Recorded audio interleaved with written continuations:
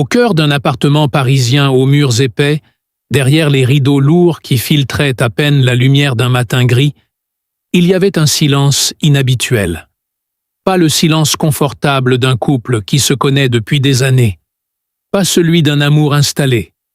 Un silence plus dense, presque coupant. C'est dans cet espace suspendu que le mariage entre Gérard Depardieu et Élisabeth Depardieu a commencé à se fissurer, lentement, presque imperceptiblement au début, puis avec la brutalité d'une vérité qu'on ne peut plus ignorer. Ils s'étaient aimés jeunes, intensément, avec cette énergie brute qui caractérise les débuts où tout semble possible. Elle, discrète, mais déterminée. Lui, volcanique, déjà habité par une force intérieure qui débordait de chaque regard, de chaque geste. Leur union avait résisté aux premières années difficiles, au tournage à répétition, aux absences, aux rumeurs inévitables autour d'un acteur dont la carrière prenait une ampleur vertigineuse. Ensemble, ils avaient construit une famille, partagé des rêves, traversé des tempêtes. Mais les tempêtes ne préviennent pas toujours. Ce n'est pas une scène spectaculaire qui a tout déclenché. Pas un éclat de voix. Pas une confrontation théâtrale. Juste un détail. Un appel coupé trop vite. Un parfum inconnu sur une écharpe. Un regard qui se détourne une fraction de seconde trop longtemps. Gérard, habitué à incarner les passions les plus extrêmes à l'écran, n'était pas préparé à ce soupçon silencieux qui s'insinuait dans son propre foyer. Au début, il a refusé d'y croire. L'idée même lui paraissait absurde. Élisabeth, la mère de ses enfants, la femme avec qui il avait partagé des années de complicité, pouvait-elle vraiment mener une double vie? Pourtant, les indices s'accumulaient. Des absences inexpliquées, des voyages qui n'étaient pas mentionnés, des confidences murmurées au téléphone tard, dans la nuit. Puis un jour, la vérité s'est imposée. Il ne s'agissait pas d'un simple écart, pas d'une erreur isolée. Gérard a découvert qu'Élisabeth entretenait des relations avec plusieurs hommes. Plusieurs. Le mot résonnait dans son esprit comme un coup sourd. Ce n'était plus seulement une trahison sentimentale. C'était une fracture, une remise en question totale de ce qu'il croyait solide.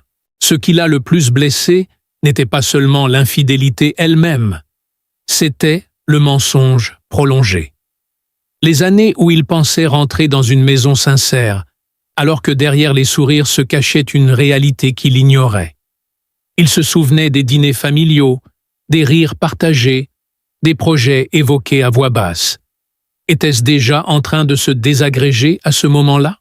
Les révélations ne sont jamais propres. Elles ne tombent pas en phrases complètes. Elles surgissent par fragments. Une conversation interceptée. Un message découvert. Un nom répété trop souvent. Chaque pièce du puzzle ajoutait un poids supplémentaire à son silence. Gérard n'a pas immédiatement éclaté. Il s'est refermé. Ceux qui l'entouraient ont remarqué un changement. Moins expansif. Plus distant. Comme si une part de lui cherchait à comprendre comment l'homme public qu'il était devenu avait pu passer à côté d'une faille si intime. Ce mariage, qui avait duré tant d'années, semblait soudain fragile. Il repensait à leur début, aux sacrifices consentis, aux nuits d'attente lorsqu'il était sur les plateaux de tournage. Avait-il été trop absent? Trop absorbé par sa carrière? Était-ce cela qui avait ouvert la porte à ses autres présences dans la vie d'Élisabeth? Mais au fond, une autre question brûlait. Pourquoi ne lui avoir rien dit? Le moment où il a décidé de partir n'a pas été spectaculaire non plus. Pas de porte claquée. Pas de déclaration publique immédiate. Juste une conversation froide, mesurée. Deux adultes face à une réalité irréversible. Gérard a compris que continuer serait une illusion. On peut pardonner une faute. Mais comment reconstruire sur une série de trahisons répétées? La presse a parlé de divorce, de désaccords, de chemins séparés. Peu connaissaient la profondeur de la blessure. Il a fallu du temps avant qu'il accepte d'évoquer ce chapitre.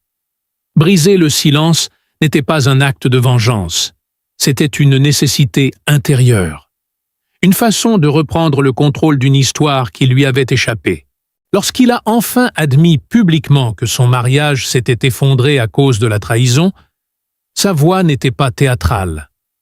Elle était grave, presque lasse. Il ne cherchait pas à accuser. Il constatait. Comme un homme qui découvre que le sol sous ses pieds n'était pas aussi solide qu'il le croyait, Ce qui avait duré des années s'était fissuré en silence. Et dans ce silence, Gérard Depardieu se retrouvait seul face à une vérité qu'il n'avait jamais imaginé devoir affronter. Dans les jours qui ont suivi cette découverte, ou plutôt cette conviction qui s'était imposée à lui, Gérard ne criait pas. Il observait. Il devenait presque immobile. Assis à la grande table en bois de la cuisine, celle où les enfants avaient fait leurs devoirs, où les scénarios s'étaient empilés, il traçait des lignes invisibles du bout des doigts. On aurait dit qu'il cherchait à sentir encore quelque chose de solide sous sa paume. Le matin, il se levait plus tôt qu'avant. Il préparait le café lui-même. Le bruit de la cafetière devenait un repère. Une respiration mécanique dans une maison devenue étrangère. Il regardait la tasse d'Élisabeth posée en face de la sienne. Elle n'était pas toujours utilisée. Parfois, elle restait vide, parfaitement alignée. Ce détail l'obsédait plus qu'une dispute. Il repensait à des souvenirs minuscules. Une main posée sur son épaule lors d'une avant-première. Un regard complice échangé au milieu d'une foule. Était-ce encore sincère à ce moment-là? Ou déjà fragile? Dans le salon, les photos encadrées semblaient le fixer. Les visages plus jeunes, les sourires larges, les vacances au bord de la mer. Il s'arrêtait devant une image particulière. Élisabeth, cheveux au vent, riant sans retenue. Il s'approchait presque trop près, comme s'il cherchait à déceler une fissure invisible dans ce sourire figé par le temps.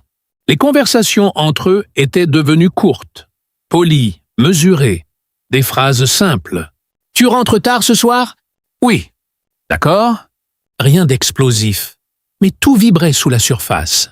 Il observait aussi des détails qu'il n'avait jamais remarqués auparavant. Le téléphone posé face contre table, l'écran qui s'illuminait dans la pénombre, un prénom qu'il ne reconnaissait pas.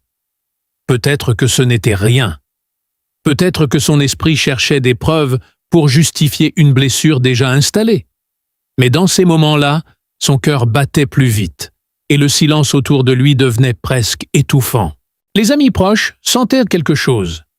Lors des dîners, Gérard riait toujours, mais son rire était plus court, moins profond. Il se levait plus souvent pour aller fumer à la fenêtre, seul, regardant la rue comme si elle pouvait lui donner une explication. Un soir, il est resté longtemps dans la chambre, sans allumer la lumière. Il s'est assis au bord du lit. Le matelas a légèrement penché sous son poids.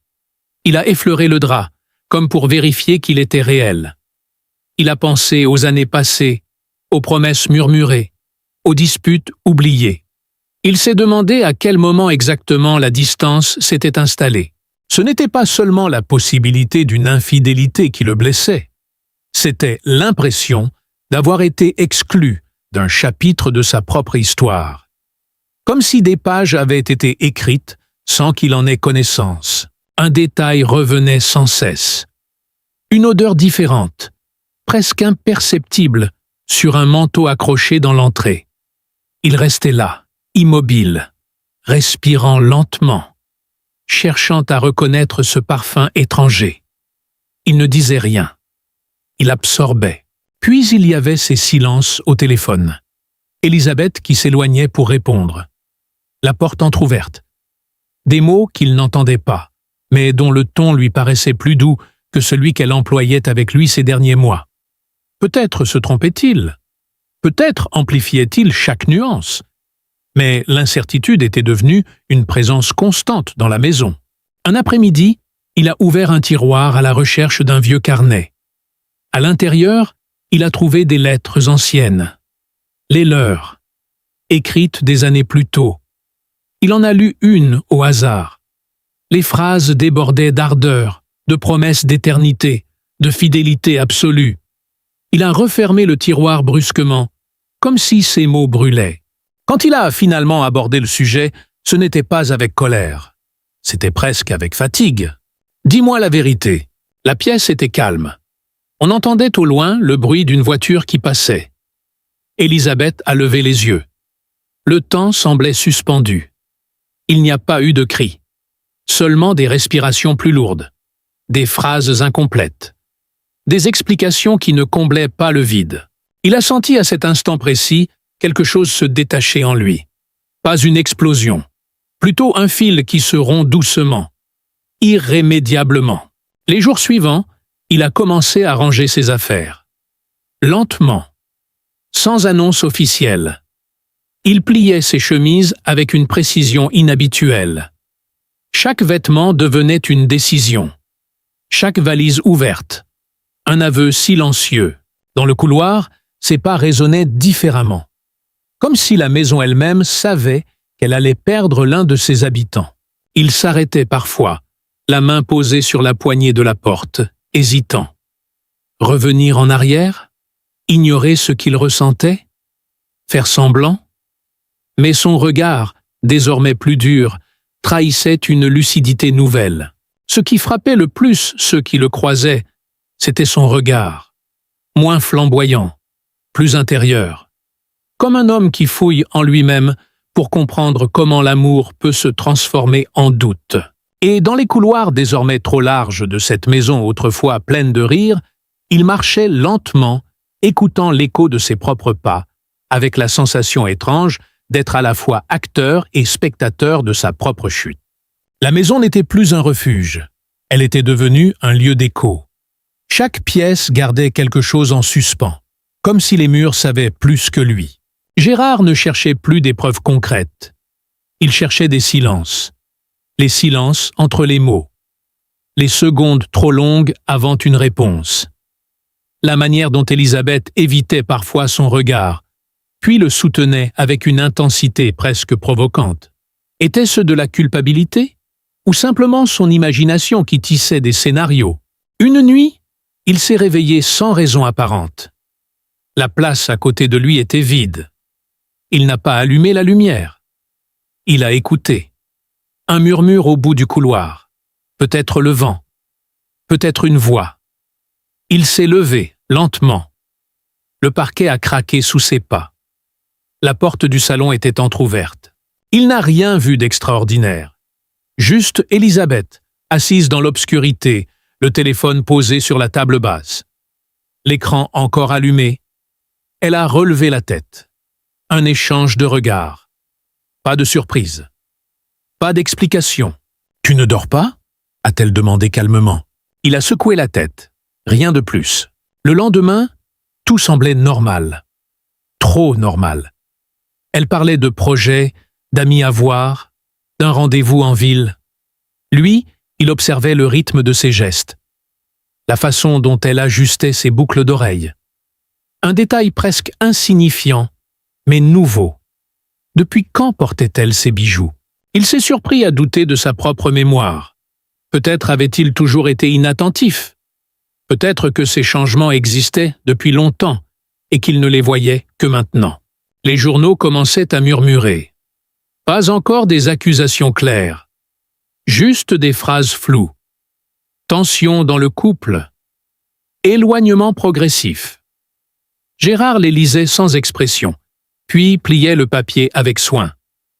Le monde extérieur effleurait la surface, mais l'essentiel restait enfermé entre ses murs. Un après-midi, il a trouvé un reçu glissé dans une poche de manteau. Un hôtel. Une date. Il a calculé mentalement. Ce jour-là, elle lui avait dit qu'elle rendait visite à une amie. Le reçu tremblait légèrement entre ses doigts. Il ne savait pas si c'était la colère ou le froid. Il aurait pu confronter, accuser, exiger des explications détaillées. Il ne l'a pas fait. Il a replacé le papier exactement où il l'avait trouvé. Comme s'il voulait observer la suite du récit sans en changer le cours. Élisabeth, de son côté, semblait osciller entre distance et douceur inattendue. Parfois, elle lui parlait avec une tendresse ancienne, une main posée brièvement sur son bras, un sourire presque fragile. Ces instants rendaient tout plus confus. Était-ce un remords ou une façon subtile de maintenir l'équilibre? Un soir, ils ont dîné face à face, sans télévision, sans musique. Les couverts résonnaient légèrement contre les assiettes. Il a voulu poser la question définitive, celle qui aurait tout éclairé. Mais les mots sont restés coincés. « Tu es heureux ?» a-t-elle demandé soudain. La question l'a pris au dépourvu. Heureux. Comme si le problème se résumait à cela. Il a répondu après un long silence. « Je ne sais plus. » Et c'était peut-être la vérité la plus précise qu'il pouvait offrir. Les jours suivants, il a commencé à passer plus de temps dehors. Marcher sans destination précise. S'arrêter devant des vitrines sans vraiment regarder.